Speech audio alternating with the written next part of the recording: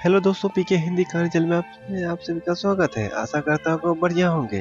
अगर आपको कहानियाँ देखना सुनना पसंद है तो चैनल को सब्सक्राइब एंड वीडियो को लाइक। हम आपके लिए नई नई कहानी लाते रहेंगे।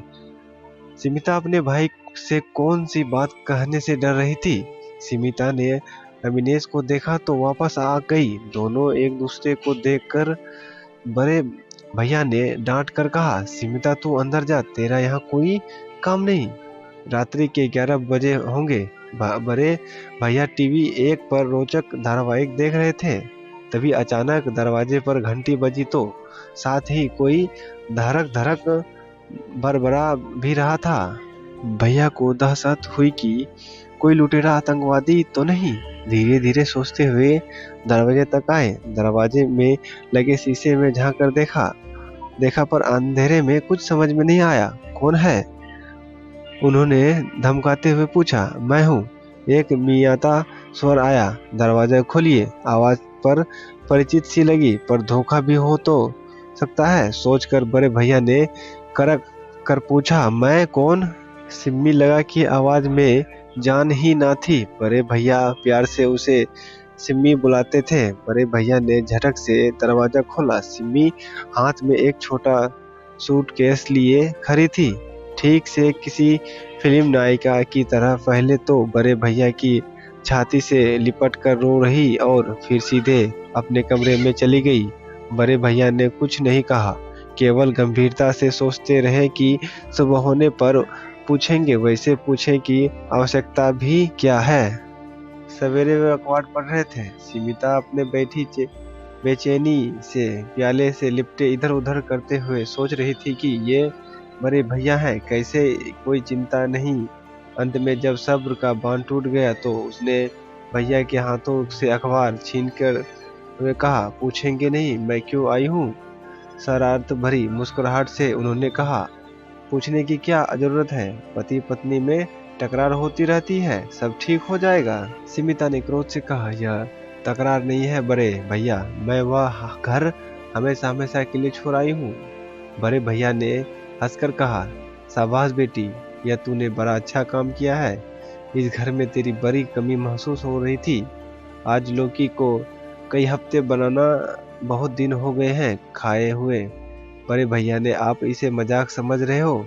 सिमिता ने क्रोध से पूछा। उन्होंने गंभीरता से उत्तर दिया, जिंदगी में ऐसे फैसले कभी मजाक नहीं होते हैं। तूने स्वयं शादी का फैसला किया, मैंने मान लिया। अब तू हमेशा हमेशा के लिए यहाँ आ गई है। यह भी मान लिया कि तू चिंता मत कर, यहाँ कोई कष्ट नहीं होगा। मेरे लिए तो बहुत अच्छा है। एक बार भी नहीं पूछा कि झगड़ा क्यों हुआ, मानो इन कोई मतलब ही नहीं। सीमिता ने सब कुछ उगलना चाहती थी। कब तक चुप बैठी रहेगी? अचानक वह सिसकने लगी, रोते रोते बोली, बड़े भैया, उन्होंने बहू नहीं, एक नौकरानी चाहिए। दिन भर घर में चक्की की तरह पीसती रहती हूँ, पर किसी ने मेरी परवाह नहीं की। किसी से क्या मतलब? भैया ने अचानक बनते हुए पूछा। कहा ना, किसी को भी नहीं, सिमिता ने चिढ़ कर कहा। पर तू कॉलेज पढ़ने तो अब भी जाती है ना? बड़े भैया ने पूछा। तो जाती हूँ, सिमिता ने कहा, पर मेरे पीछे कोई भी काम नहीं करता, सब हाथ पर हाथ धरे बैठे रहते हैं। तो तू नौकरी छोड़ दे, बड़े भैया ने सलाह दी। रुपया जो कमा कर लाती हो तो रुपया भी चाहिए उन्हें, सिमिता ने तरक कर कहा। और अविनेश का क्या कहना है? पहले मेरी ओर से कुछ बोलते भी थे, पर अब माता पिता और बहन के दबाव में उन्होंने भी साथ देना छोड़ दिया। कहते हुए, मैं परिवार में मिलजुल कर नहीं रहती। अब आप ही बताइए कि मैं क्या अब मेरी अपनी कोई शिकायत नहीं है, मेरी अपनी कोई पहचान नहीं है? क्या मुझे अपनी तरह से जीने का अधिकार नहीं है? एक ही सांस में कह गई। सब कुछ गंभीरता से विचार करते हुए बड़े भैया ने कहा, यह बात ठीक है। अगर इंसान अपनी पहचान ही भूल जाए तो वो पढ़ लिख कर क्या लाभ? सच ही तेरे साथ बड़ा अन्याय हुआ है। अच्छा किया तू जो वह घर छोड़कर चली आई, हमेशा हमेशा के लिए। सीमिता को सुझाव न आया कि बड़े भैया ताना दे रहे हैं या समर्थन कर रहे हैं। अक्सर ऐसी गहरी बात करते हैं, उनको समझ बड़ा मुश्किल है। अब मैं क्या करूं? सीमिता ने उलझन में पड़ गई। पूछा, करना क्या है? आराम से यह रहो और चैन की बांसुरी बजाओ।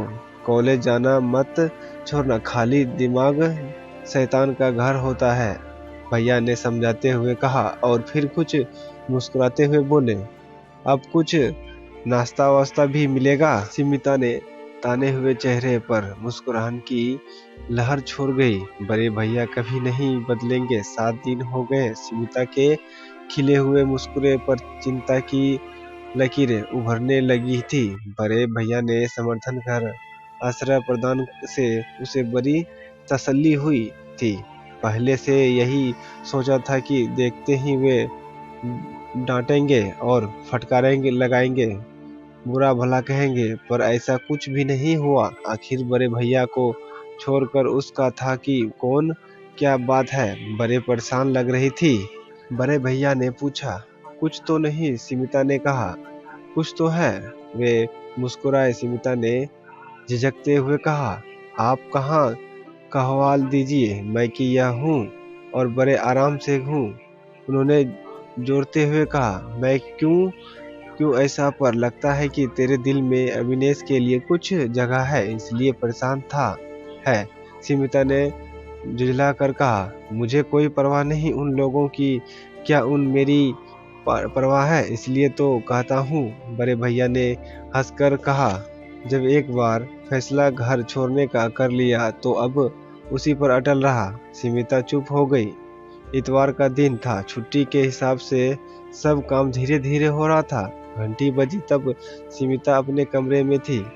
महरी से सिवा कौन होगा? वह भी तो आराम से आएगी। बड़े भैया ने धीरे धीरे उठकर दरवाजा खोला। तुम? बड़े भैया ने चौंक कर पूछा। यहाँ क्यों आए हो? सीमिता से मिलने आया हूँ, अविनेश ने झोंकते हुए कहा। वह तुमसे नहीं मिलनी चाहती है, कहकर उन्होंने तड़क से दरवाजा बंद करने की नाकामयाब कोशिश की। बड़े भैया, अविनेश ने बड़े सम्मान से कहा, आप यह तो बता सकते हो या आप भी मुझे से बात नहीं करोगे? भैया ने सोचते हुए कहा, हाँ मैं तुमसे बात कर सकता हूँ, पर याद रखना मुझे तुम मूर्ख मत समझना। अविनेश ने झुककर उनसे घुटने छूते हुए कहा, ऐसी जुर्रत कर सकता हूँ क्या?